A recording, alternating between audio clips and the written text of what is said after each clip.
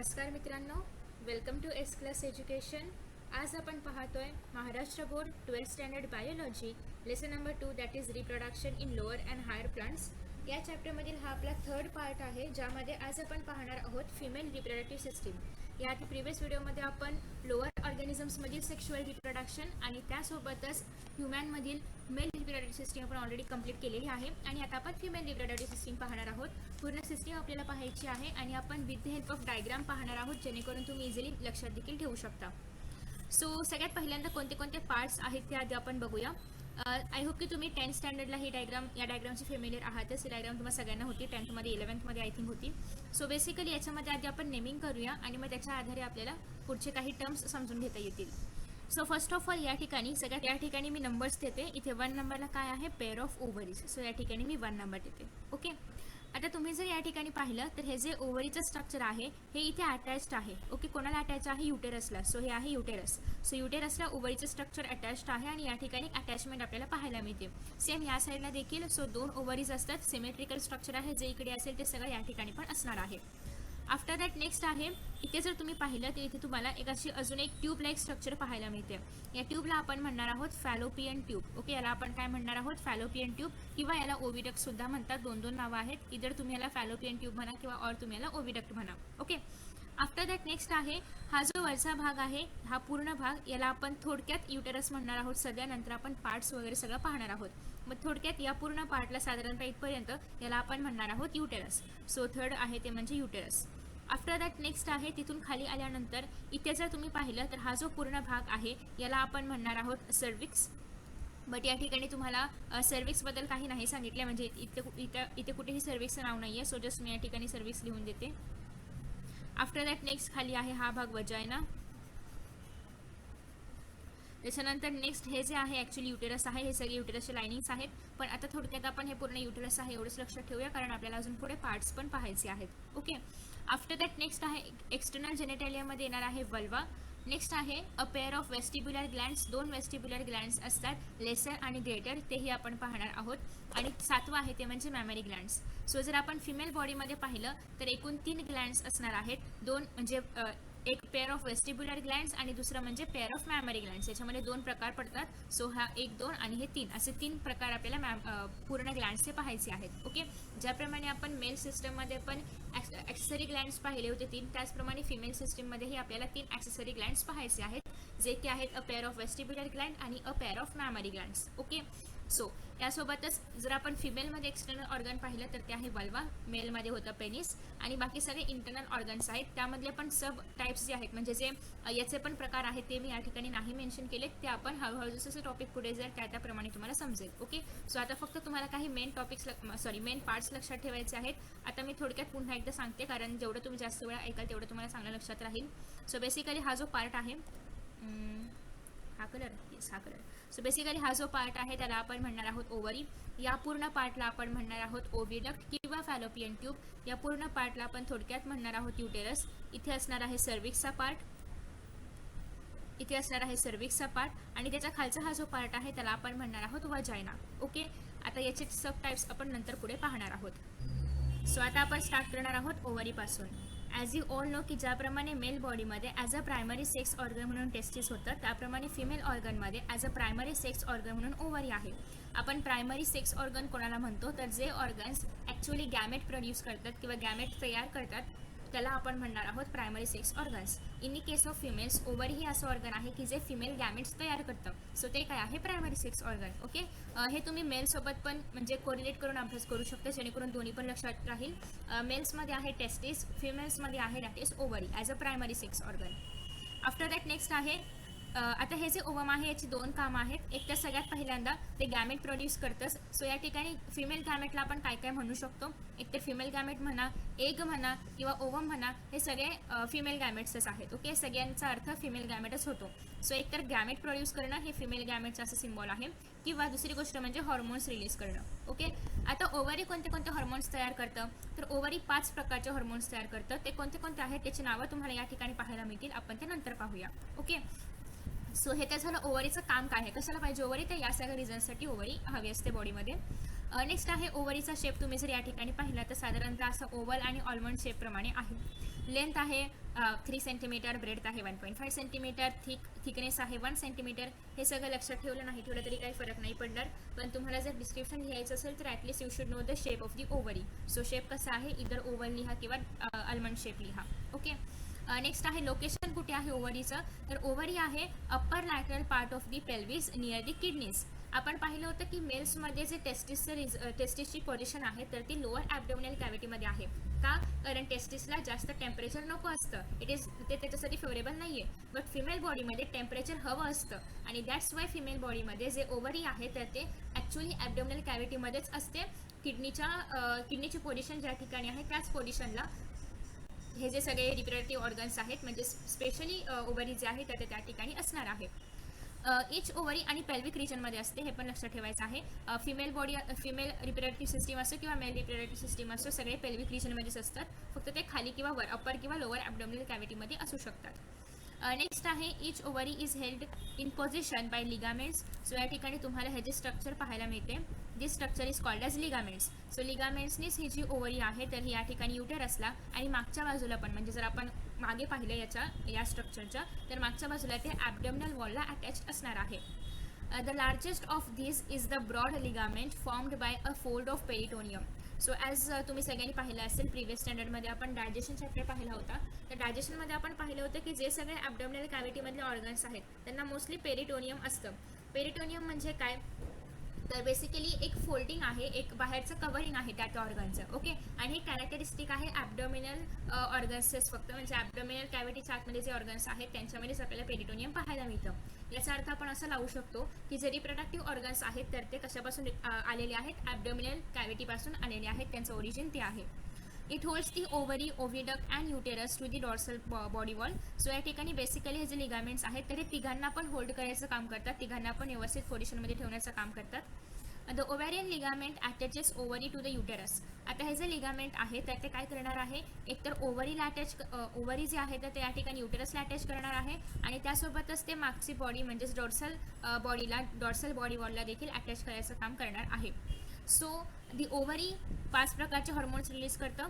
Oestrogen, progesterone common म्हणजे जी female specially फक्त साधारणतः काय एज आहे आपण 13 to 50 एजच्या मध्ये आहे, म्हणजे from the starting of the menstrual cycle to the ending of the menstrual cycle. तर या फेजमध्ये जी फिमेल आहे त्या फिमेलच्या बॉडीमध्ये प्रत्येक मंथला इस्ट्रोजन आणि प्रोजेस्टेरॉनची लेवल इन्क्रीज डिक्रीज होत असते. ओके.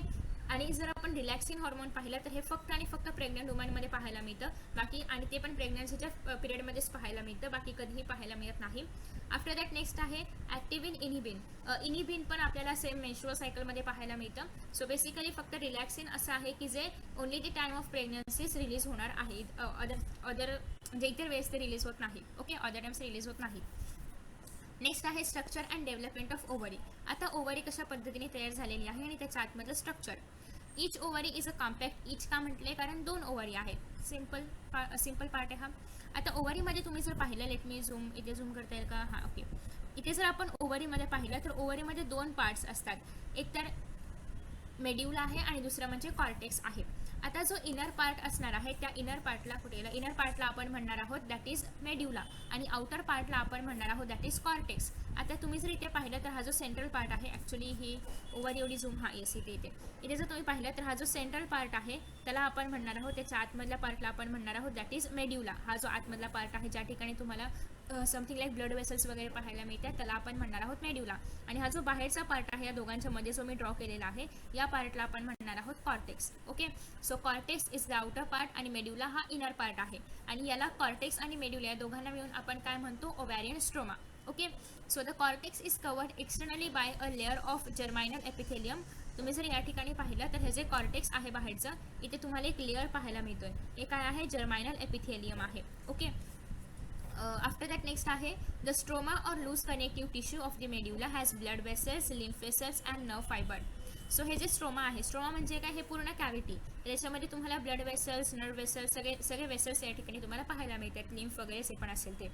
आता जे आउटर कॉर्टेक्स आहे ते जास्त कॉम्पॅक्ट आहे आणि ग्रॅन्युलर आहे, म्हणजे याच्यामध्ये ग्रॅन्युल्स प्रेझेंट असतात आणि त्याच्यामध्ये खूप मोठ्या प्रमाणामध्ये आपल्याला number of tiny masses of cells called as ovarian follicles पाहायला मिळतात. सो तुम्हाला जर विचारलं ओव्हॅरियन फॉलिकल्स कुठे असतात तर ते असणार आहेत आउटर कॉर्टेक्समध्ये. सो बेसिकली हा जो आउटर कॉर्टेक्सचा रिजन आहे इथे तुम्हाला फक्त एकाच फॉलिकलची डेव्हलपमेंट दाखवलेली आहे, बट अर्थात या ठिकाणी खूप सारे प्रचंड फॉलिकल्स असतात, एवढे सगळे दाखवणं शक्य नाही. साधारणतः तुम्ही जर म्हणाल तर एका ओव्हरीमध्ये 2 मिलियन एवढे फॉलिकल्स असतात ॲट दी स्टेज ऑफ ती बेबी जेव्हा डिलिव्हर होईल किंवा तिचं जेव्हा बर्थ होईल तेव्हा. ओके, सो बेसिकली हा जो पार्ट आहे की ज्या ठिकाणी तुम्हाला हे सगळे स्ट्रक्चर्स पाहायला मिळतात त्याच पार्टला आपण म्हणणार आहोत कॉर्टेक्स आणि याच्यामध्ये ओव्हॅरियन फॉलिकल्स असतात. नेक्स्ट आहे these are collectively formed from the immature ova originating from cells of the dorsal endoderm of the yolk sac. Sorry. So basically जेव्हा बेबीची डेव्हलपमेंट होत असते तर बेबीची डेव्हलपमेंट होत असताना एंडोडर्म पासून हे सगळे ऑर्गन्स तयार होतात. आय होप की तुम्हाला सगळ्यांना माहिती आहे जे सगळे विसरल ऑर्गन्स आहेत तर ते मोस्टली एंडोडर्म पासून, मोस्टली तर नाही म्हणता येणार, काही मिझोडर्म पासून पण होतात, बट तुम्ही लक्षात ठेवा की या ठिकाणी जे हा जो पर्टिक्युलर पार्ट आहे तर हा कशापासून तयार झालेला आहे, दॅट इज एंडोडर्म पासून. योग सॅल्क वगैरे हे सगळं आपण नंतर पुढे पाहणार आहोतच. The cells migrate to the gonadal ridge during embryonic development and divide mitotically, and now these cells are called as oogonia. Oogonia बद्दल पण आपण पुढे डेव्हलपमेंट ऑफ कशामध्ये पाहणार आहोत, पुढे पाहणार आहोत, थांबा मी तुम्हाला सांगते. Okay, so as the oogonia continues to grow in the size, they are surrounded by a layer of granulosa cells and form the rudiment of the ovarian follicle, and the process of oogenesis starts much before the birth of the female body, and by the end of 12 weeks the ovary is fully formed and it has more than 2 million primordial follicles. क्या होता है इसका मतलब? तर basically सोप्या भाषेमध्ये सांगायचं झालं तर एक मदर आहे, तिच्या पोटामध्ये बेबी आहे, युटेरसमध्ये बेबी इम्प्लांट झालेला आहे आणि ती बेबी आहे गर्ल चाइल्ड. ओके, ते बेबी काय आहे, फिमेल आहे. सो ती बेबी जेव्हा ग्रोथ होईल त्या बेबीची युटेरसमध्ये असतानाच, तेव्हा ग्रोथ होत असताना जसा त्या ठिकाणी एम्ब्रिओ तयार झाला की एम्ब्रिओ तयार झाल्या सगळ्यात पहिल्यांदा जर आपण पाहिलं तर साधारणतः थर्ड ट्रायमेस्टर म्हणजे काय, थर्ड मंथ ऑफ प्रेग्नन्सी, त्याच्या आधीपर्यंत त्या बॉडीमध्ये, त्या बेबीच्या बॉडीमध्ये, मदरच्या बॉडीमध्ये नाही, त्या बेबीच्या बॉडीमध्ये जे त्याचे रिप्रोडक्टिव्ह ऑर्गन्स आहेत ते तयार होत असतात. ते जसे तयार होतात त्याप्रमाणे त्या ठिकाणी ओव्हरी पण त्या बेबीच्या बॉडीमध्ये तयार होते. ओव्हरी तयार झाली की त्याच्या आतमध्ये सगळ्यात पहिल्यांदा तर इमॅच्युअर ओव्हा असतात. ओव्हा म्हणजेच काय, ओवम असतात किंवा एग सेल्स म्हणूया आपण त्याला. किती असणार आहेत एग सेल्स, असे 2 मिलियन. ओके, एका ओव्हरीमध्ये 2 मिलियन असे मिळून त्या बेबीच्या बॉडीमध्ये एकूण 4 मिलियन, साधारणतः ॲव्हरेजली 4 मिलियन एवढे ओवम असणार आहेत ऑलरेडी. ओवम न म्हणता त्याला आपण ओसाइट सुद्धा म्हणू शकतो. Oocyte is for the immature आणि ovum is for the mature पण नाही, बट ते डेव्हलप झाल्यानंतर आपण त्याला ओवम म्हणतो. So ovum, oocyte, egg cell, female gamete हे सगळं एकच आहे साधारणतः. सो बेसिकली हे जे ओसाइट आहेत ते सगळ्यात पहिल्यांदा कुठे तयार झाले, जेव्हा ते बेबी एम्ब्रिओमध्ये होते तेव्हाच. Okay, by the end of the 12 weeks म्हणजे काय, थर्ड महिना, प्रेग्नन्सीचा 3रा महिना इथपर्यंत त्याच्या बॉडीमध्ये, त्या बेबीच्या बॉडीमध्ये सगळे जे काही एग सेल्स आहेत तर ते तयार करून झालेले असतात. ओके, किती आहेत ते 2 मिलियन, पण ते सगळे कसे आहेत, इमॅच्युअर आहेत. मग हे कसे तयार झाले तर बेसिकली योग सॅक वगैरे आपण नंतर पाहणार आहोत. फक्त एवढंच जस्ट लक्षात ठेवा की हे जे एंडोडर्म आहे त्याच्यापासून जे सेल्स तयार झाले होते तर ते सेल्स तिथे गोनॅड्स म्हणजे जे सेक्शुअल ऑर्गन्स आहेत ते तयार झाले आणि त्यापासून त्याच्यामध्ये जे सेल्स होते त्याला आपण म्हणणार आहोत ओगोनिया. हे सेल्स डिप्लॉइड आहेत सध्या, अजून ते हॅप्लॉइडमध्ये नाही झालेत. ॲज यू ऑल नो की फिमेल गॅमेट सुद्धा आणि मेल गॅमेट सुद्धा हॅप्लॉइड असतं, बट सध्या अजून हे पूर्ण डेव्हलप नाही झालेत. सो तुम्हाला जर विचारलं ओगोनियाची प्लॉइडी काय आहे तर ती 2n आहे किंवा ते डिप्लॉइड आहेत. ओके, सो हे जे ओगोनिया आहेत थोडेसे साईजमध्ये इन्क्रीज होतात आणि त्याच्या भोवती एक लेअर तयार होतो. ओके, सेफ्टीसाठी एक लेअर तयार होतो आणि तो जो लेअर असतो तर तो असणार आहे ग्रॅन्युलोसा सेल्सचा. कुठेतरी ते होतं नाव हा ग्रॅन्युलोसा सेल्सचा. आणि हे जे ग्रॅन्युलोसा सेल्सचा लेअर आहे त्याला आपण म्हणणार आहोत फॉलिकल्स. सो तुम्ही जर या ठिकाणी पाहिलं तर तुम्हाला प्रीमोडियल फॉलिकल्स असं स्ट्रक्चर पाहायला मिळते. तर हेच आहे सगळ्यात पहिलं स्ट्रक्चर कशाचं, ओवमचं. ओके, सो फर्स्ट डेला जसे ऑर्गन्स म्हणजे जसे बेबीचा एक एम्ब्रिओ तयार झालेला आहे त्यानंतर सुरुवातीला जेव्हा डेव्हलपमेंट होते त्यामध्ये सगळ्यात पहिल्यांदा अशा पद्धतीने प्रीमोडियल फॉलिकल्स तयार होतात आणि ते प्रीमोडियल फॉलिकल्स हळूहळू डेव्हलप होतात आणि त्यापासून प्रायमरी फॉलिकल्स तयार होतात आणि इथे ही प्रोसिजर थांबते आता जेव्हा बेबी डिलिव्हर होईल आणि जेव्हा ती साधारणतः 13 एजची होईल आणि जेव्हा तिला मेन्स्ट्रुअल सायकल तयार होईल तेव्हाच इथून पुढची प्रोसेस होते. म्हणजे जेव्हा ती एम्ब्रिओ असेल तेव्हा इथपर्यंतच प्रोसेस कंप्लीट झालेली आहे आणि इथून पुढे जेव्हा ती ॲक्च्युअल मेन्स्ट्रुअल सायकलच्या पिरियडमध्ये येईल तेव्हाच इथून पुढची प्रोसेस होणार आहे, ती आपण नंतर पाहणार आहोत. ओके, सो आय होप की तुम्हाला इथपर्यंत कळलेलं आहे. याला आपण म्हणणार आहोत प्रीमोडियल फॉलिकल्स. आता नेक्स्ट कुठे गेलं? So next आहे the cells of germinal epithelium give rise to groups of oogonium projecting into the cortex in the form of cords called as egg tubes. आता या ठिकाणी तुम्ही जर पाहिलं तर इथून जे प्रीमोडियल फॉलिकल्स आहेत तर ते आतमधून इथे येणार आहेत. सो ते आतलं स्ट्रक्चर नाही दाखवते ना, कारण ट्रान्सपरंट नाही ड्रॉ केलं आहे. सो बेसिकली आतून इथे येणार आहेत एका एक ट्यूबच्या हेल्पने. आता each cord at its end has a round mass of oogonia cells called as egg nest from which the primordial ovarian follicle develop. आता या ठिकाणी जे प्रीमोडियल जे फॉलिकल आहे तर ते या ठिकाणी डेव्हलप झालेलं आहे. कोणापासून डेव्हलप झालेलं आहे तर प्रत्येक कॉर्ड जे या ठिकाणी तयार झालेलं आहे एक ट्यूबच्या मधून जे in the form of cords हे जे फॉलिकल्स बाहेर आले होते तर या ठिकाणी जे कॉर्ड लाईक स्ट्रक्चर तयार झालेलं आहे तर त्या कॉर्डलाईक स्ट्रक्चरपासूनच त्याच्या समोरच एक ओव्हॅरियन सेल्स असणार आहे ज्याला आपण एग नेस्ट असं म्हणणार आहोत. राऊंड मास म्हणजे काय, बेसिकली असेच ते सेल्स एका मास म्हणजे एका गोळ्या टाईप म्हणजे गोळा असल्यासारखं सेल्सचा गोळा असल्यासारखं त्या ठिकाणी असतात. So each primordial follicle has at its centre a large primary oocyte. So तुम्ही जर या ठिकाणी पाहिलं तर याच्या आतमध्ये एक म्हणजे हे सगळं फॉलिकल आहे, याच्या आतमध्ये तुम्हाला पाहायला मिळणार आहे लार्ज प्रायमरी ओसाइट. हे जे प्रायमरी ओसाइट असणार आहे तर ते डिप्लॉईड आहे, अजून त्याची प्रोसेस पुढे डेव्हलपमेंट नाही झाली आहे. ओके, आणि याच्या भोवती आपल्याला सेल्सचा एक लेअर पाहायला मिळतो जो तुम्हाला समथिंग लाईक पर्पल कलर कुठला तरी कलर्स आहे ते. सो जे व्हाईट आहे तर ते आहे प्रायमरी फॉलिकल आणि त्याच्या भोवती हा जो लेअर पसरलेला आहे ज्याला आपल्याला आपण म्हणणार आहोत प्रायमरी फॉलिकल किंवा follicular cells. The primary oocyte starts with it meiotic division but gets arrested. हे कुठे चाललंय सगळं, अजूनही आपण एम्ब्रिओ डेव्हलपमेंटमध्येच आहोत, अजून बेबी डिलिव्हर नाही झालंय. ओके, सो एम्ब्रिओनिक स्टेजमध्येच हे जे प्रायमरी ओसाइट ज्याला की बहुतेक कवरिंग आहे फॉलिक्युलर सेल्सचं तर ह्याच्या आतमध्येच मिओटिक डिव्हिजनला स्टार्ट होतं. मिओटिक का, कारण हे गॅमेट आहे आणि गॅमेटमध्ये ऑलवेज मिओटिक डिव्हिजनच होतं. सो याच्यामध्ये मिओटिक डिव्हिजन स्टार्ट होणार आहे. ॲज यू ऑल नो की मिओटिक 1 आणि मिओटिक 2 असे दोन पार्ट्स आहेत. सो मिओटिक 1ला सुरुवात होते. मिओसिस 1ला सुरुवात झाल्यानंतर प्रोफेज 1मध्ये कशामध्ये प्रोफेज 1मध्ये जस्ट डेव्हलपमेंट सुरू झालेली असते, तेवढ्यातच त्या ठिकाणी डेव्हलपमेंट स्टॉप होते आणि सेल प्रोफेज 1मध्ये अरेस्ट होतो म्हणजे काय, पुढे कुठलीही डेव्हलपमेंट होत नाही, त्या ठिकाणी एकदम पॉज होतो तो सेल. ओके, सो असे सगळे सेल्स जे आहेत म्हणजे सगळे जे या ठिकाणी प्रायमरी ओसाइट आहे तर ते प्रोफेज 1मध्ये स्टॉप होतात किंवा पॉज होतात, अरेस्ट होतात. सो आता हे सगळे सेल्स किती होते बेबीच्या डेव्हलपमेंटच्या दरम्यान 2 मिलियन प्रमाणे होते एका ओव्हरीमध्ये. आता जेव्हा ही बेबी 13 इयर्सची होईल किंवा जेव्हा ती रिप्रोडक्टिव्ह स्टेजमध्ये एंटर करेल तर तिथपर्यंत येईपर्यंत या 13, 14, 15 वर्षांच्या कालावधीमध्ये फक्त 40,000 सेल्स रिमेन असतात एका ओव्हरीमध्ये. म्हणजे किती होते, साधारणतः 2 मिलियन होते. पण प्युबर्टीचं एज येईपर्यंत फक्त 40,000 सेल्सच एका ओव्हरीमध्ये शिल्लक राहतात. म्हणजे बाकीचे जे सेल्स आहेत ते कुठे गेले तर ते डिजनरेट झाले. ओके, कारण एवढे सगळे सेल्स जे आहेत तर त्याची खरं तर पुढे प्युबर्टीनंतर सुद्धा ती फिमेल फक्त 45 to 50 इयर्सपर्यंतच तिच्यामध्ये मेन्स्ट्रुअल सायकल सुरू असते किंवा ती रिप्रोडक्टिव्ह एजमध्ये असते. मग त्याच्यामुळे एवढ्या सगळ्या एग सेल्सचा तसा यूज नाही आहे आणि अजूनही पुढच्या कालावधीमध्ये पण एग सेल्स डिजनरेट होतच राहतात. सो त्याच्यामुळे जे एक्स्ट्राचे एग सेल आहेत तर ते त्या ठिकाणी डिजनरेट होऊन प्युबर्टीपर्यंत फक्त 40,000च एग सेल्स रिमेन असतात. ओके, आणि ते सगळे कसे आहेत, प्रायमरी ओसाइट आहेत, सगळे प्रोफेज 1मध्ये अरेस्टेड आहेत. आफ्टर दॅट नेक्स्ट आहे the large scale destruction of the primordial follicles during growth is called as atresia. ॲट्रेसिया म्हणजे काय, हे जे डिजनरेशन आहे कोणाचं, प्रायमरी ओसाइटचं, म्हणजे एवढ्या मोठ्या प्रमाणामध्ये रिडक्शन झालं नंबरचं, म्हणजे नंबर रिड्यूस झाला ना त्यांचा. सो त्याला आपण या कंडिशनला आपण म्हणणार आहोत ॲट्रेसिया. ओके, काय ॲट्रेसिया. So the development of primordial follicles into mature or Graafian follicles restart when the puberty starts. जेव्हा प्युबर्टी स्टार्ट होते तेव्हा हे जे प्रीमोडियल फॉलिकल्स आहेत ज्याच्या आतमध्ये प्रायमरी ओसाइट प्रेझेंट आहे ते त्याची पुढची डेव्हलपमेंट स्टार्ट होते. कधी, जेव्हा प्युबर्टी स्टार्ट होईल तेव्हा. So during each menstrual cycle, only one of the primordial follicles starts growing to form the Graafian follicle. आता एवढे सगळे 40,000 एका ओव्हरीमध्ये असणारे जे प्रीमोडियल सगळे सेल्स आहेत ते सगळे एकाच वेळी तयार होतात, सगळे एकाच वेळी मॅच्युअर होतात का, तर नाही. प्रत्येक मेन्स्ट्रुअल सायकलला किंवा प्रत्येक मंथला फक्त एकच ओव्हम जे आहे किंवा जे प्रायमरी ओसाइट आहे किंवा जे प्रीमोडियल फॉलिकल आहे तर ते मॅच्युअर होतं, सगळे एकदम होत नाहीत.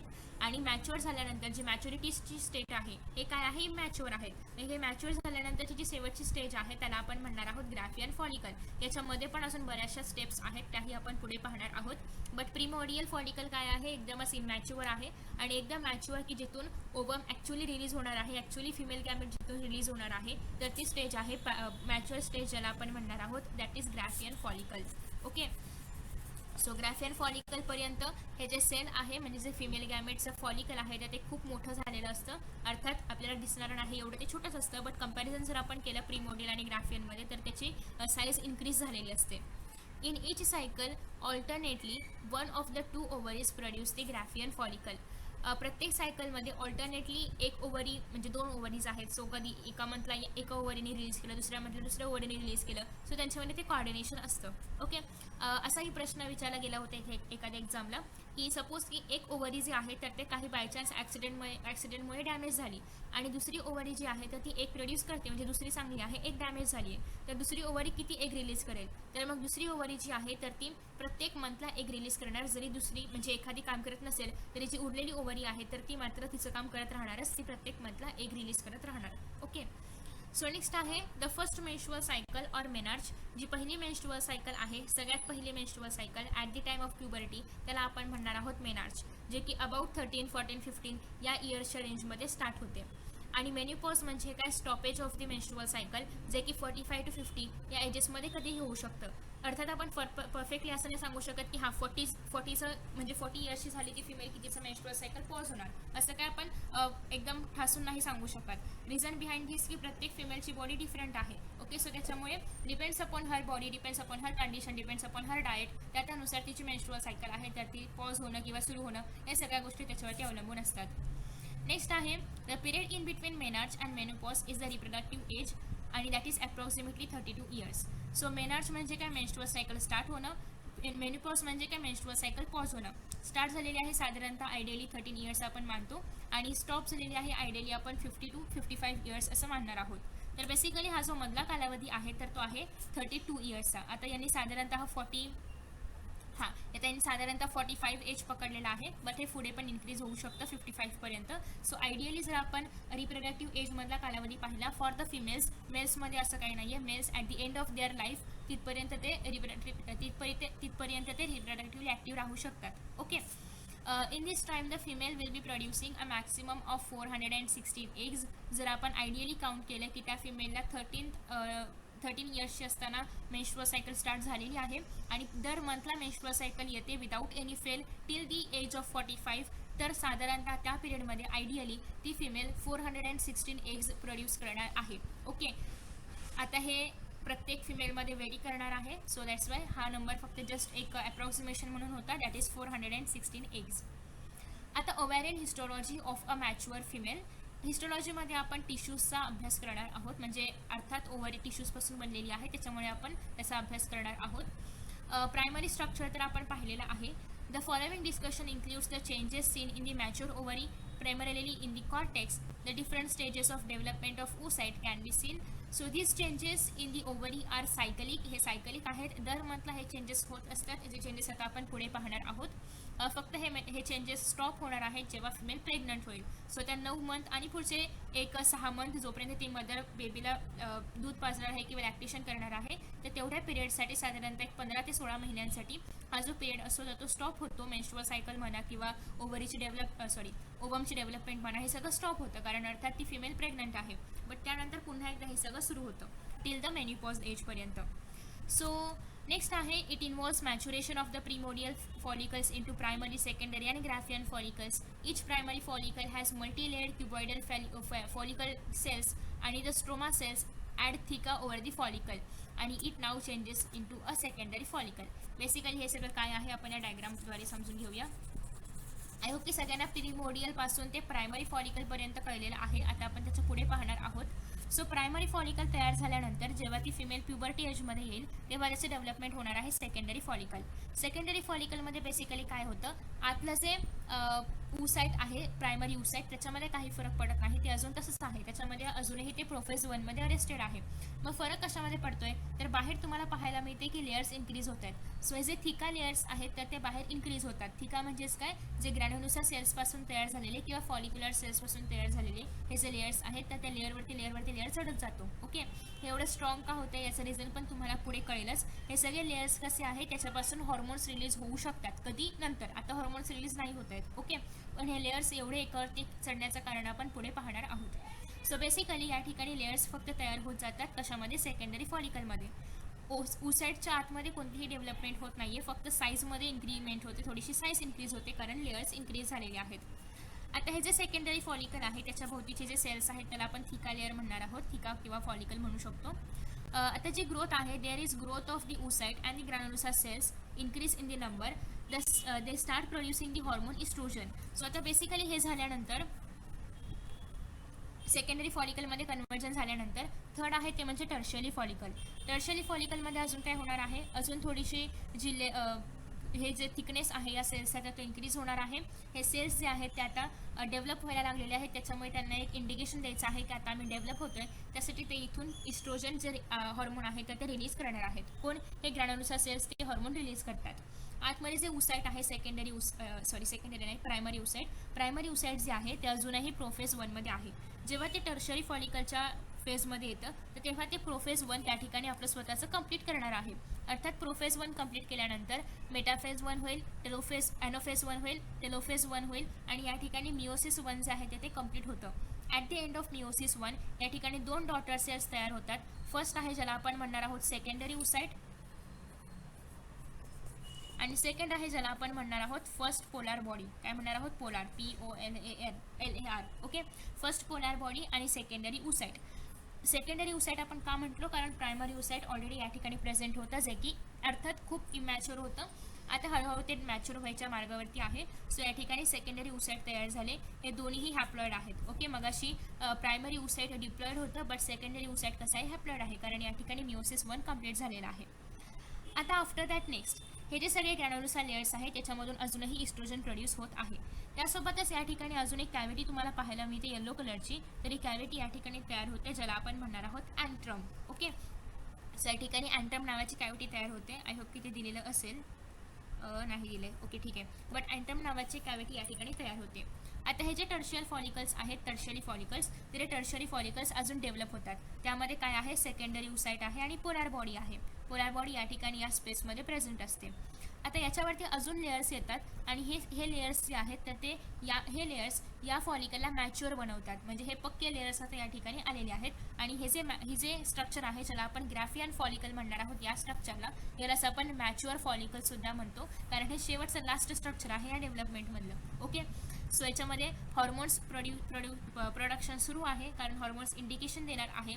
आणि आफ्टर दॅट नेक्स्ट आहे, as this process of maturation of follicles takes place they begin to move towards the surface of ovary. तुम्ही जर पाहिलं तर हे आतमध्ये होतं, आता हे बाहेर येते का, कारण याच्यामधलं हे जे सेकंडरी ऊसाईट आहे ते रिलीज करायचं आहे ना, कारण तेच पुढे फर्टिलायझेशन करणार आहे आणि यापासूनच बेबी तयार होणार आहे. किंवा जर बेबी तयार नाही झालं तर तेच पुढे डिजनरेट होणार आहे in the menstrual cycle. Okay, so basically हे आता सरफेसकडे येत आहे. आता सरफेसकडे आल्यानंतर ॲज यू ऑल नो की मगाच्यापासून ते एस्ट्रोजनचे लेवल इन्क्रीज करत होतं. एका पॉईंटला असं होतं जेव्हा 14th डे असेल, आयडियली आपण असं मानतो की मेन्स्ट्रुअल सायकल 28 डेज असते. सो आयडियली जेव्हा 14th डे असतो मेन्स्ट्रुअल सायकलचा, तर त्या 14व्या दिवशी काय होणार आहे की इस्ट्रोजनची लेवल खूप जास्त हाय होते. ओके, इस्ट्रोजनची लेवल खूप जास्त हाय झाल्यामुळे इस्ट्रोजनचा एक पॉझिटिव्ह फीडबॅक देणारा अजून एक हॉर्मोन आहे जो की पिट्युटरी ग्लँड्समधून रिलीज होतो. तो हॉर्मोन आहे that is luteinising hormone. Luteinising हॉर्मोनला मी LH असं इथून पुढे म्हणेन. सो हा जो ल्युटिनायझिंग हॉर्मोन आहे त्याची पण लेवल खूप मोठ्या प्रमाणामध्ये इन्क्रीज होते, कारण आहे ते म्हणजे इस्ट्रोजनची लेवल इन्क्रीज झाली. इस्ट्रोजनमुळे LHची लेवल इन्क्रीज झाली आणि LH काय करणार आहे, या ग्राफियन फॉलिकलला रप्चर होण्यासाठी किंवा फुटण्यासाठी हेल्प करतं.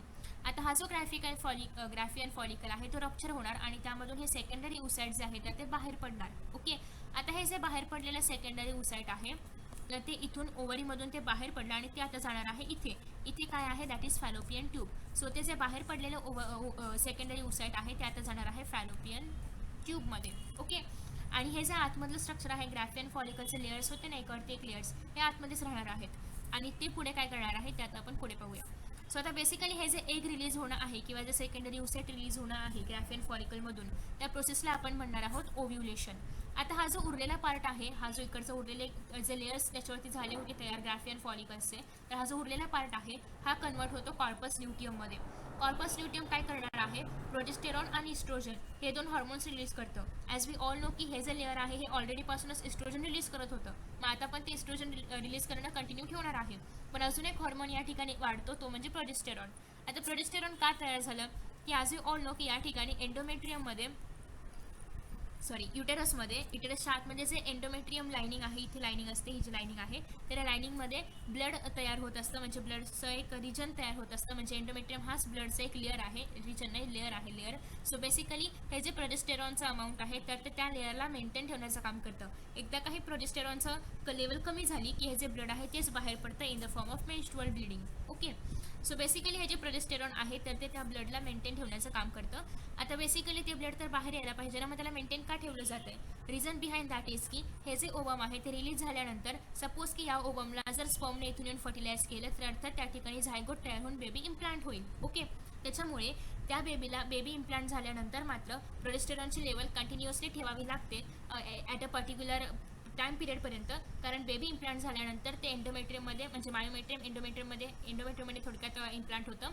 सो बेसिकली तिथे इम्प्लांट झाल्यानंतर ते जर लेअर, तो जो लेअर आहे ब्लडचा तो जर वाहून गेला तर बेबी पण त्यासोबत म्हणजे झायगोट पण त्यासोबत जाऊ शकतं, म्हणजे ॲबॉर्शन होऊ शकतं थोडक्यात. सो त्याच्यामुळे त्या लेअरला मेंटेन ठेवण्यासाठी कॉर्पस ल्युटियम जे आहे तर ते प्रोजेस्टेरॉन सिक्रेट करत असतं. आता सपोज की फर्टिलायझेशन नाही झालं, स्पर्म नाही आलं आणि फर्टिलायझेशन नाही झालं, तर ओवमला काय व्हावं लागणार, आता डिजनरेट व्हावं लागणार. मग जेव्हा ओवम डिजनरेट होणार असतो किंवा जेव्हा स्पर्म नाही आला जर 24 आवर्समध्ये, तर मग या कॉर्पस ल्युटियमचं कन्व्हर्जन कॉर्पस अल्बिकन्समध्ये होतं. कॉर्पस अल्बिकन्स प्रोजेस्टेरॉन इस्ट्रोजन असलं काही सिक्रेट करत नाही, म्हणजे अर्थात प्रोजेस्टेरॉनची लेवल खाली जाणार आणि एकदा का प्रोजेस्टेरॉन संपलं की संपलं म्हणजे पूर्ण वॅनिश नाही होत, बट थोडक्यात म्हणण्याचा उद्देश हा की प्रोजेस्टेरॉनची लेवल एकदम कमी होते. आणि एकदा का प्रोजेस्टेरॉनचं प्रोडक्शन थांबलं की त्या ठिकाणी जे एंडोमेट्रियमची लाइनिंग होती युटेरसवरती तर ती पण आता निघून जाणार आणि ब्लिडिंग होणार आहे. ओके, म्हणजेच मेन्स्ट्रुअल सायकल ज्याला आपण म्हणू शकतो. सो आता हे झालं थोडक्यात, मी तुम्हाला या ठिकाणी याच्यामध्येच मेन्स्ट्रुअल सायकल पण एक्सप्लेन केलं. पुन्हा पुढे करणार आहोत आपण, टेन्शन घेऊ नका, बट तुम्हाला हळूहळू रिलेट करता येईल जे मी आता सांगितले ते आणि नेक्स्ट व्हिडिओमध्ये खूप चांगलं समजेल. आता आपण पाहणार आहोत ग्राफियन फॉलिकलचं स्ट्रक्चर नेमकं कशा पद्धतीचं आहे. ग्राफियन फॉलिकलमध्ये आपण काय काय पाहिलं, त्याच्या आतमध्ये प्रेझेंट असणार आहे दॅट इज सेकंडरी ओसाइट. त्यासोबतच बाहेर एक लेअर असतो आणि तो लेअर असणार आहे ग्रॅन्युलोसा सेल्सचा. तो लेअर आता मी म्हटलं तुम्हाला की मॅच्युअर झालेला आहे. Late me show you. हा जो लेअर आहे हा बाहेरचा एकदम बाहेरचा लेअर हा कसा झालेला आहे, मॅच्युअर झालेला आहे. त्याला आता आपण म्हणणार आहोत झोना पेल्युसिडा. ओके, नॉन सेल्युलर लेअर आहे झोना पेल्युसिडा. व्हायटेलिन मेम्ब्रान म्हणजे काय, हे जे आतमधलं मेम्ब्रान आहे त्याला आपण म्हणणार आहोत व्हायटेलिन मेम्ब्रान. त्याच्यामध्येच आपलं जे फर्स्ट पोलार बॉडी जी आहे ती प्रेझेंट असते. आता या ठिकाणी जे लेयर्स आहेत तर बाहेरच्या लेअरला आपण थिका एक्सटर्नल म्हणतो आणि आतल्या लेअरला आपण थिका इंटरला म्हणतो. ओके, सिम्पल, बाहेरचा एक्सटर्नल आतला इंटरला. आफ्टर दॅट नेक्स्ट आहे ते हॉर्मोन्स प्रोड्यूस करणार आहे दॅट इज इस्ट्रोजन.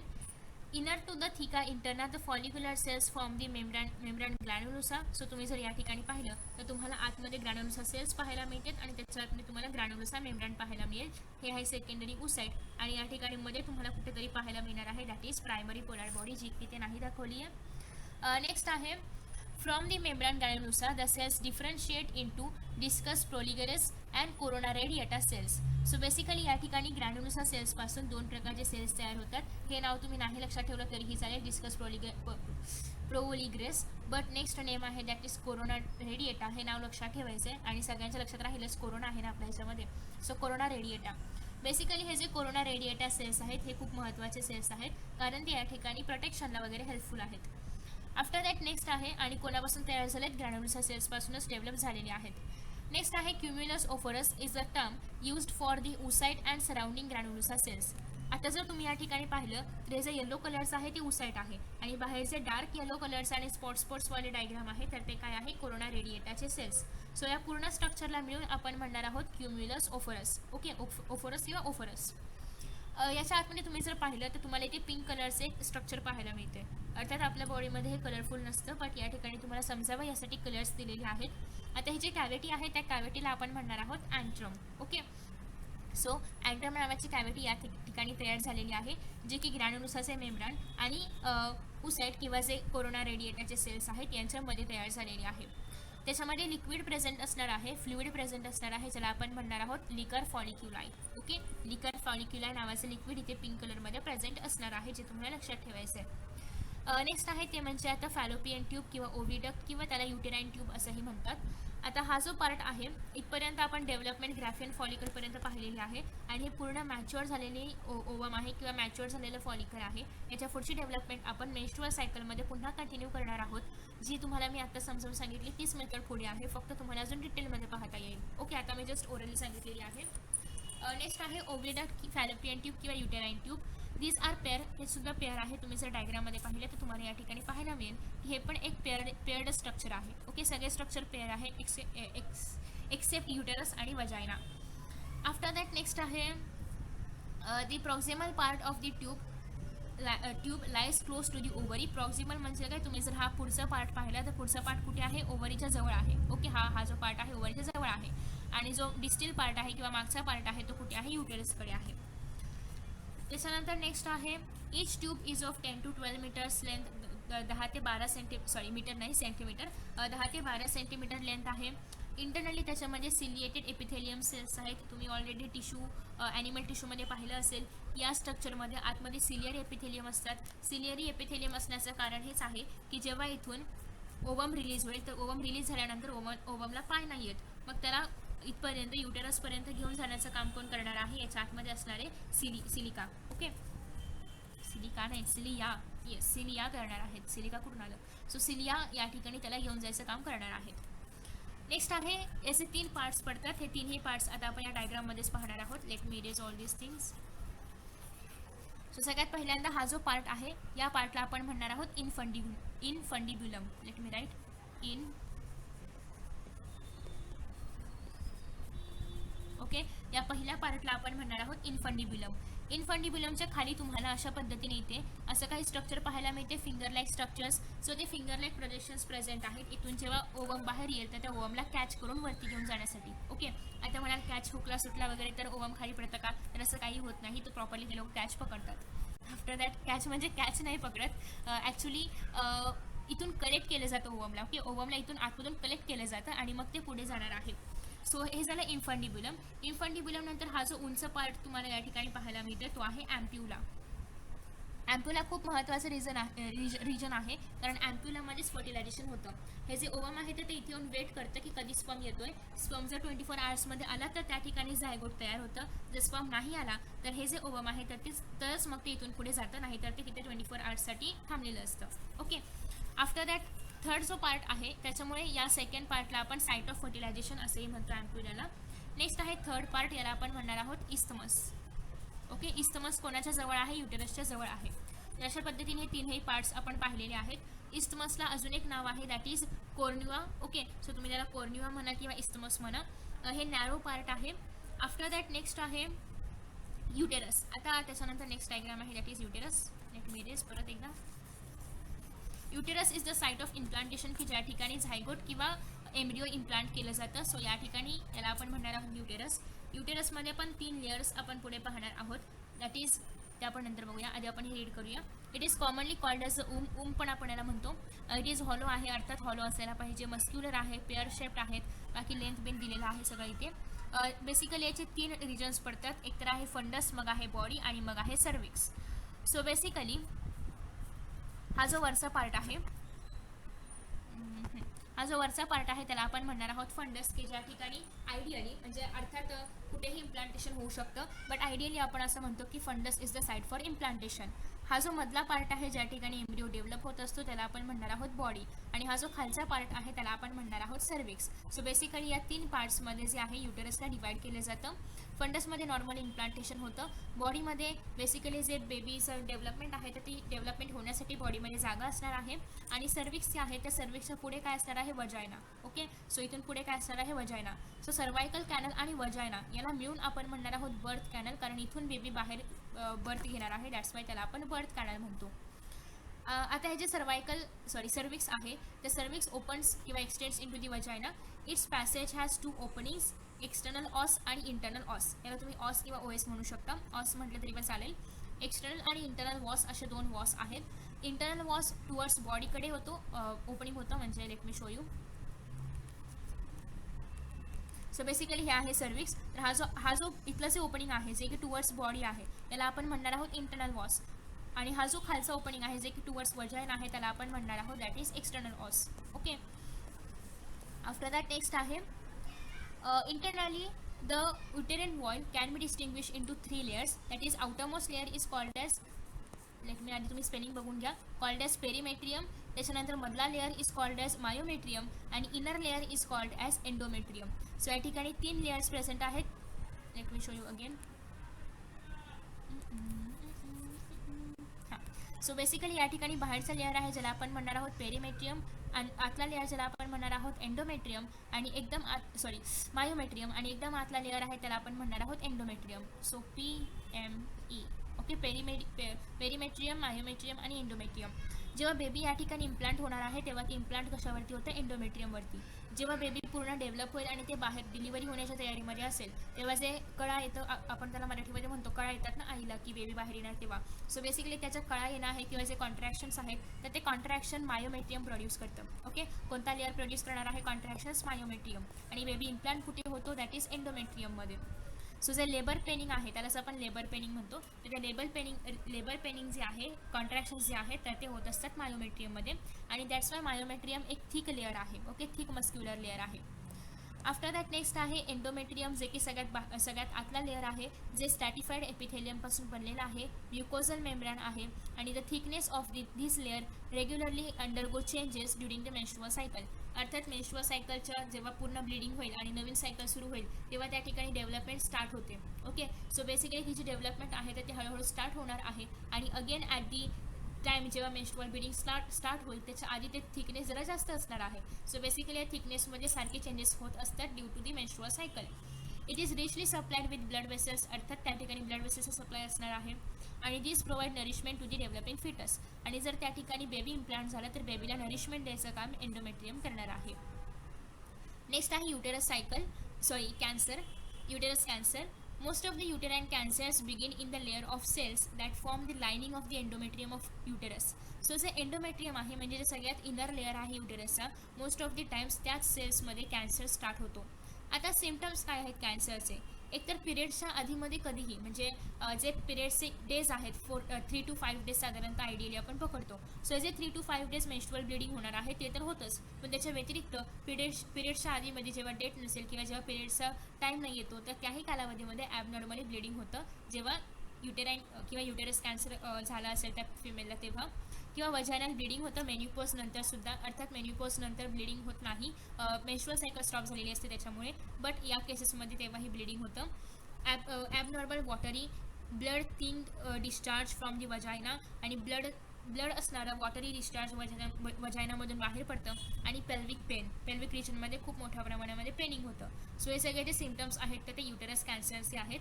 डिटेक्शन कसं होतं तर पॅप सिमिलर टेस्ट केली जाते ज्याच्यात आधारे कळू शकतं की त्या पर्टिक्युलर फिमेलला युटेरस कॅन्सर आहे का, किंवा अल्ट्रासाऊंड केलं जातं, सिम्पल सोनोग्राफी केली जाते. ट्रीटमेंट काय आहे, अर्थात कॅन्सर आहे त्याच्यामुळे किमोथेरपी याच्यावरती ट्रीटमेंट आहे, किंवा जर पॉसिबल असेल तर जर त्या फिमेलची परमिशन असेल किंवा कॅन्सर जर खूपच डेंजर किंवा खूप लास्ट स्टेजला काहीतरी समथिंग असेल, मदरच्या लाईफला डेंजर आहे असं काही असेल तर मग मात्र युटेरस पण सर्जिकली काढून टाकता येतं. ओके.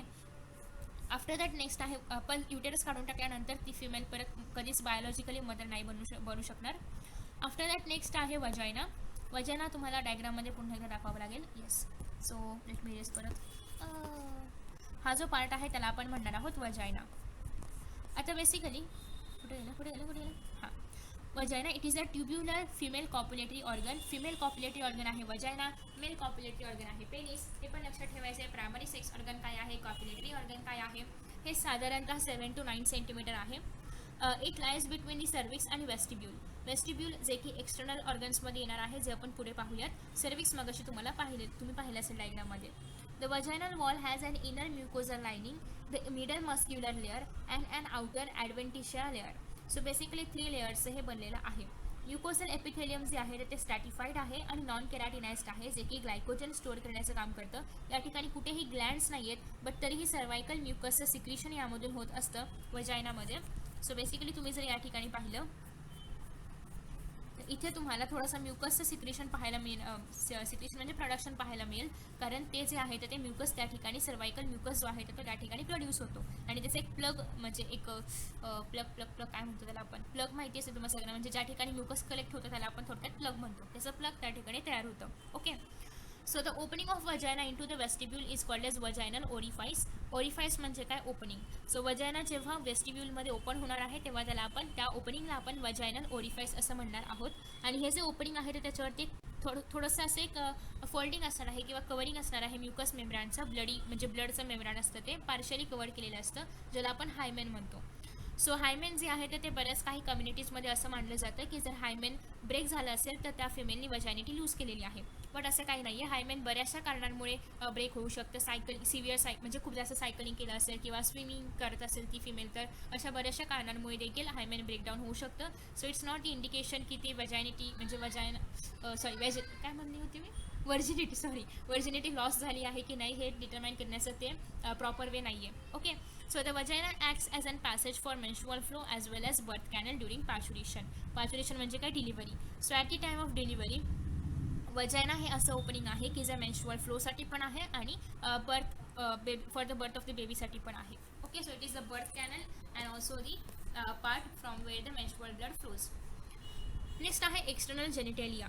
सगळ्यात महत्त्वाचं म्हणजे फिमेल एक्सटर्नल ऑर्गन जो आहे ज्याचं नाव आहे वल्वा, म्हणजे कवरिंग किंवा रॅपिंग. वल्वा याचा अर्थ कवरिंग किंवा रॅपिंग. सो किंवा त्याला आपण प्युडेंडम असंही म्हणतो, बट सगळ्या बुक्समध्ये किंवा कॉमनली त्याला वल्वाच बोललं जातं. याच्यामध्ये कोणते कोणते पार्ट्स आहेत, एक तर आहे वेस्टिब्यूल. सो मगाशी आपण या ठिकाणी बऱ्याचदा पाहिलं होतं की वजायना खाली ओपन होणार आहे एक्सटर्नल जेनिटालियामध्ये, तर त्या ओपनिंगला आपण वजायनल ओरिफाईस म्हणतो. त्याच वजायनल ओरिफाईस पासून जो पुढचा पार्ट आहे त्याला आपण म्हणणार आहोत vestibule. Okay. So it is a median vertical depression of vulva enclosing the urethral and vaginal opening. So urethral opening आणि vaginal opening यांना क्लोज करण्यासाठी जे मेम्ब्रेनचे स्ट्रक्चर आहे त्याला आपण म्हणणार आहोत वेस्टिब्यूल. नेक्स्ट आहे लॅबिया मायनोरा आणि लॅबिया माजोरा. सो मायनोरामध्ये येणार आहे, वेअर इज माजोरा, येस लॅबिया मॅजोरा. त्याच्यानंतर नेक्स्ट आहे मॉन्स प्युबिस आणि क्लिटॉरिस. हे सगळं मिळून एक्सटर्नल जेनिटेलिया फॉर्म करणार आहेत, बट या सगळ्यांच्या ग्रुपला ॲक्च्युली जे एक्सटर्नल ऑर्गन आहे त्याला आपण म्हणणार आहोत वल्वा. सो नेक्स्ट आहे labia minora. These are another pair of thin folds. Let me draw something.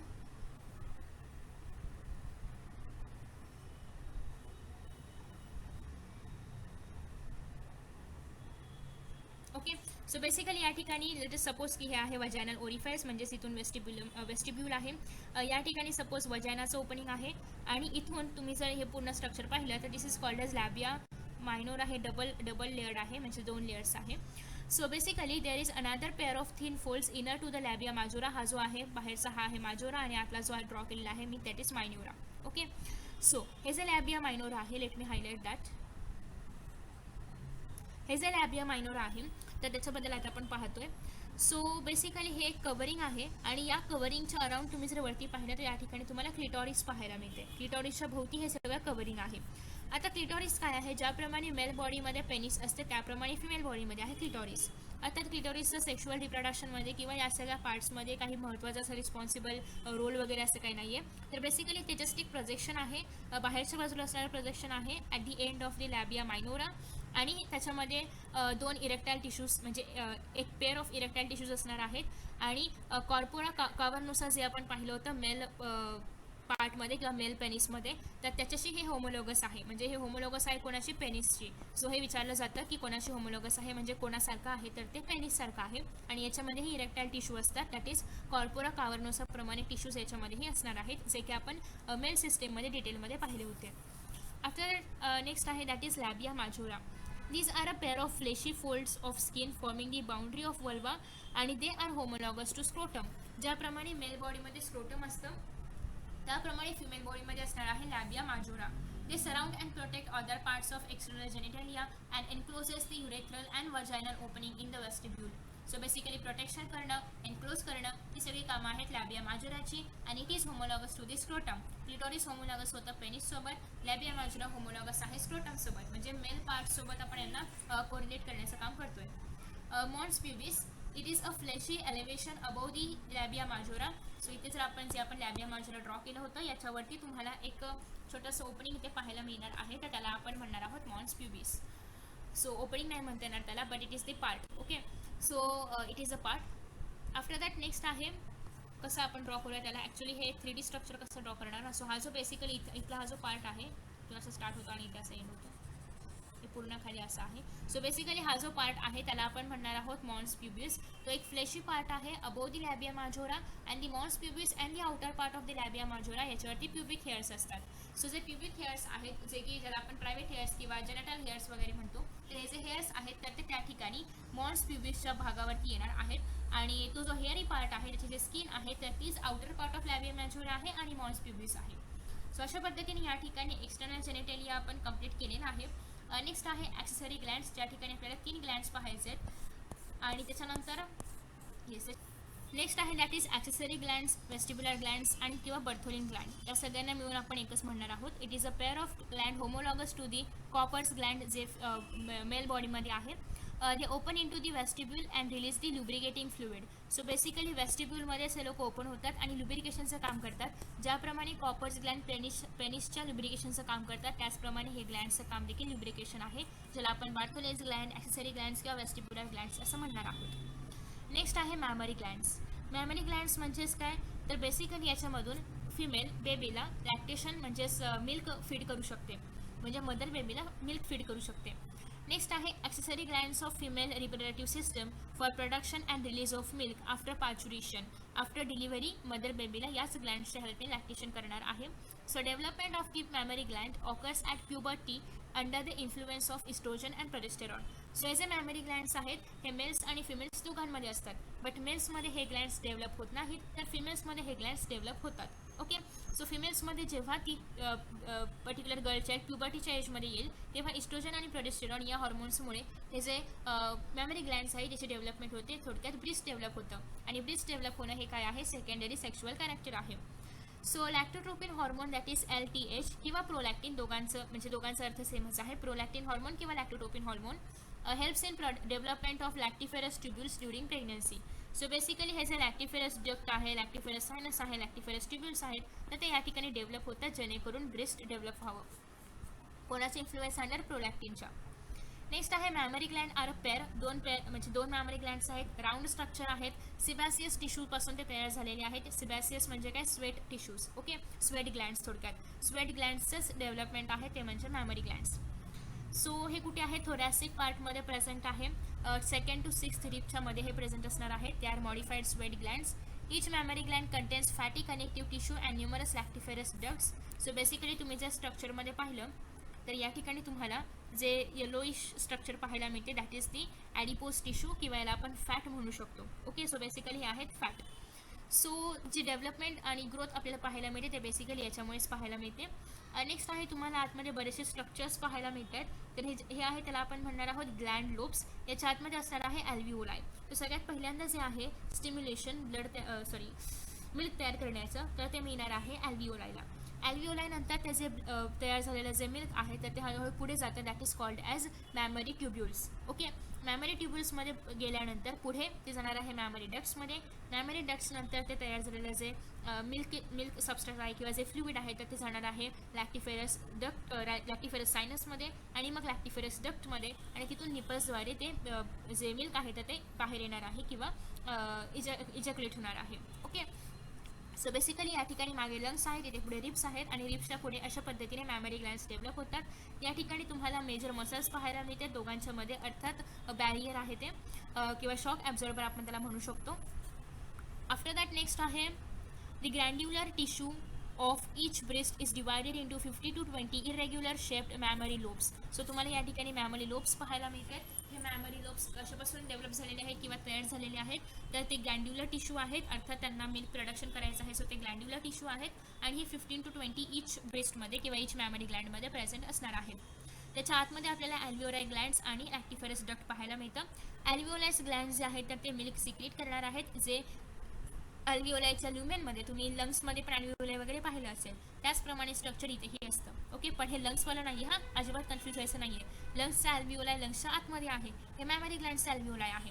Basically ज्या ठिकाणी अशा पद्धतीने सिक्रेशन वगैरे केलं जातं किंवा ज्या ठिकाणी मिल्क स्टोअर करून ठेवलं जाणार आहे त्याला आपण म्हणणार आहोत अल्व्हिओलाय. अल्व्हिओलाय जे आहे ते मॅमरी ट्युब्युल्समध्ये ओपन होणार आहे. मॅमरी ट्युब्युल्स जे आहेत ते मॅमरी डक्टमध्ये ओपन होतात. मॅमरी डक्ट जे आहे ते मॅमरी अँप्युलामध्ये ओपन होतं. मॅमरी अँप्युला जे आहे ते लॅक्टिफेरस डकला कनेक्टेड आहे आणि तिथून पुढे जे आहे ते मिल्क बाहेर येणार आहे, इजॅक्युलेट होणार आहे. It is surrounded by a dark brown colour and a circular area of skin, ज्याला आपण म्हणणार आहोत ॲरिओला. सो जेव्हा हे जे ब्रेस्टचे निपल्स आहेत तर या निपल्सच्या भोवती अशा पद्धतीने डार्क कलरची स्किन असते. सो ती जी डार्क कलरची स्किन आहे तर त्या पूर्ण त्या रिजनला आपण म्हणणार आहोत ॲरिओला. ओके, सो बेसिकली इथपर्यंत आपण फिमेलच्या मॅमरी ग्लँड्सपर्यंत पाहिलेलं आहे. अजून एक या ठिकाणी छोटीशी इन्फॉर्मेशन आहे ब्रेस्ट कॅन्सरबद्दल. सो ब्रेस्ट कॅन्सरचे सिम्पटम्स आहेत. फर्स्ट सिम्पटम हा आहे की अंडर आर्ममध्ये किंवा ब्रेस्टमध्ये लम्स तयार होतात. लम्स म्हणजे काय, गाठी तयार होतात. लम्स पेनलेस असतात, अर्थात त्या गाठींमध्ये कुठलाही पेन जाणवत नाही. त्याच्यामुळे मोस्टली ब्रेस्ट कॅन्सरला डायग्नोस व्हायला खूप वेळ लागतो, कारण अर्थात त्या फिमेलला कोणताही पेन नाही जाणवत आहे. सो त्याच्यामुळे ती त्याकडे अर्थात दुर्लक्ष करते. ओके, सो त्याच्यामुळे ब्रेस्ट कॅन्सरच्या केसेस इन्क्रीज होत आहेत. Swelling of all or part of breast, एक तर पूर्ण ब्रेस्ट स्वेल होणं किंवा ब्रेस्टचा काहीसा पार्ट स्वेल होणं. स्किन, ब्रेस्टवरची स्किन इरिटेट होणं. ब्रेस्ट किंवा निपल्समध्ये थोडं थोडं पेन व्हायला स्टार्ट होते काही कालावधीनंतर. निपल्स रिट्रॅक्ट होतात. रेडनेस येणार आहे त्या ठिकाणी. थिकनिंग ऑफ मसल्स किंवा ब्रेस्ट स्किन डिस्चार्ज वगैरे अशा पद्धतीने या ठिकाणी आपल्याला सिम्पटम्स पाहायला मिळतात. बट देर आर केसेस, म्हणजे काही ठिकाणी डिपेंड अपॉन द कॅन्सर कसा आहे, म्हणजे कितीपर्यंत किती त्याची मर्यादा आहे किंवा किती लेवलचा कॅन्सर आहे किंवा जास्त डेंजर आहे का, या सगळ्या फॅक्टर्स कन्सिडर करून ती मदर जी आहे ती बेबीला फीड देखील करू शकते. सो बेबीला फीड करण्यामध्ये काहीच प्रॉब्लेम नाही आहे, कारण त्या मिल्कमध्ये ते कॅन्सरचे सेल्स वगैरे मिक्स असणं काही होत नाही. सो बट डॉक्टरचं कन्सल्टेशन घेतल्यानंतरच ती मदर जी आहे तर ती कॅन्सर असूनही बेबीला फीड करू शकते, जर तिची कंडिशन कंट्रोलमध्ये असेल तर. ओके, अर्थात डिक्टेशन कसं केलं जातं, एक्सरेज, अल्ट्रासाऊंड किंवा ब्लड टेस्ट वगैरे करून ट्रीटमेंट सेम आहे, किमोथेरपी वगैरे केली जाते. वॉर्निंग असं आहे की mother's milk is replaced gradually by solid food after some time and this process is called as weaning. So basically weaning किंवा विनिंग, सो बेसिकली एका पर्टिक्युलर टाईम पिरियड नंतर आईचं मिल्क जे आहे तर ते 6 मंथ्सच फक्त येणार आहे. काही फिमेल्समध्ये एक्सटेंडही होतं, काही फिमेल्समध्ये कमी कालावधीसाठी सुद्धा असतं.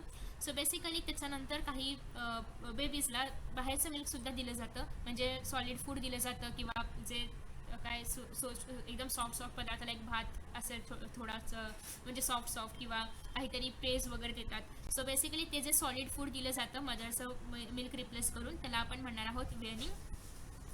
आफ्टर दॅट नेक्स्ट आहे प्युबर्टी किंवा सेक्शुअल मॅच्युरिटी इन मेल्स, ते आपण पाहणार आहोत नेक्स्ट व्हिडिओमध्ये. त्यासोबतच नेक्स्ट आहे पूर्ण मेन्स्ट्रुअल सायकल आणि त्याचं डेव्हलपमेंट वगैरे, म्हणजे जी पूर्ण प्रोसेस आहे ती. त्याच्यानंतर आहे गॅमेटोजेनेसिस, हे सगळं आपण नंतरच्या व्हिडिओजमध्ये कव्हर करणार आहोत. आय होप की तुम्हाला हा व्हिडिओ आवडला असेल.